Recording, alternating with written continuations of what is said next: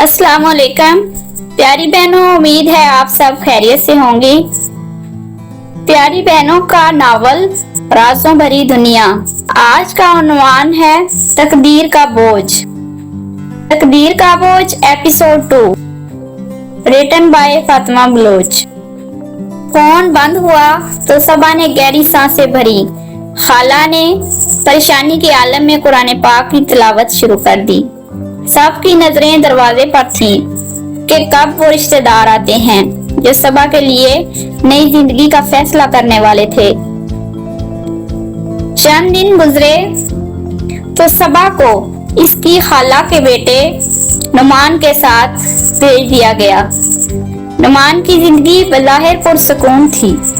उसकी बीवी हिरा 9 साल से उसकी शरीके हयात थी, लेकिन शादी के बाद सिर्फ एक ही बेटा पैदा हुआ, 2 साल का नन्हा आयान। हिरा शादी के बाद मुसलसल बीमारियों में मुब्तला रही। घुटनों के दर्द, कमजोरी और बेचैनी बीमारियों ने उसे घर के ज्यादातर कामों से दूर कर दिया था। वो अपने बेटे की देखभाल बहुत मुश्किल से कर पाती थी। ऐसे में सबा की आमद इस घर के लिए गोया सहारा साबित हुई। वो सुबह से शाम तक घर के कामों में जुटी रहती, खाना पकाना, सफाई सुथराई और सबसे बढ़कर नन्हे आयान की देखभाल। रफ्ता रफ्ता हिरा और नुमान ने महसूस किया कि घर में जैसे एक नई रौनक आ गई है।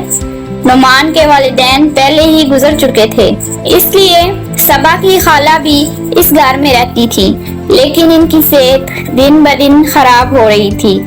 2-3 माह बाद वो भी दुनिया से रुखसत हो गई और यूं घर की सारी जिम्मेदारी सबा के कंधों पर आ गई। इब्तिदा में सबा ये सब खिदमत दिल से कर रही थी, लेकिन वक्त के साथ साथ उसके रवैये में तब्दीली आने लगी। वो आहिस्ता आहिस्ता अपनी शख्सियत पर ज्यादा तवज्जो देने लगी।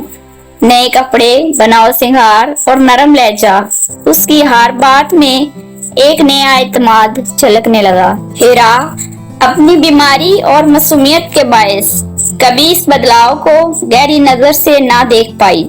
नुमान ने भी गैर इरादी तौर पर सबा की कुर्बत को महसूस करना शुरू कर दिया। वो जब भी थका हारा काम से लौटता, सबा की मौजूदगी उसे सुकून देती।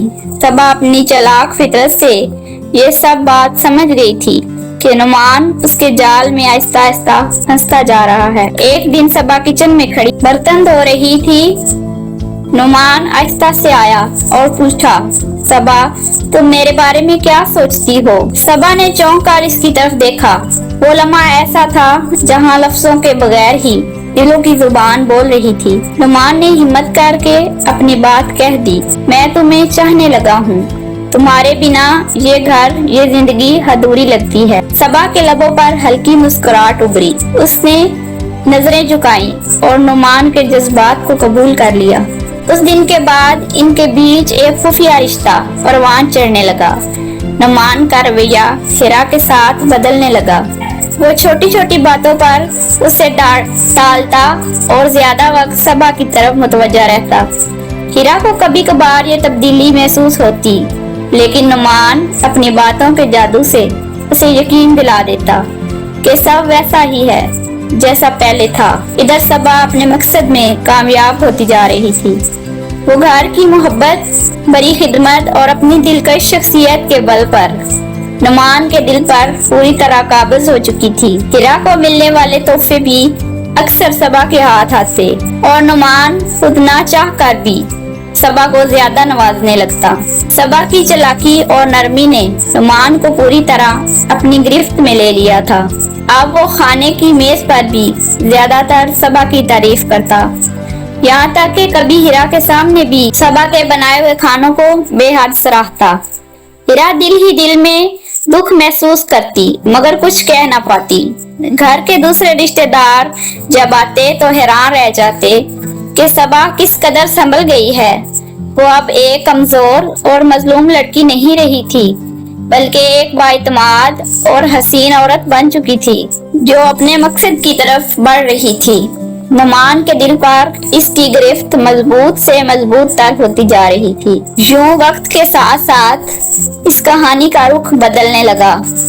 यूं सबा की कामयाबी लम्हा ब लम्हा बढ़ती रही, लेकिन ये खामोश कामयाबियां आने वाले तूफान की आहट अपने अंदर छुपाए हुए थी। एक बीमार बीवी, एक मासूम बच्चा और सबा की बढ़ती हुई ख्वाहिशें, ये सब आने वाले दिनों में एक नए तूफान का पेश खैमा बन रहे थे। Wait for the last episode.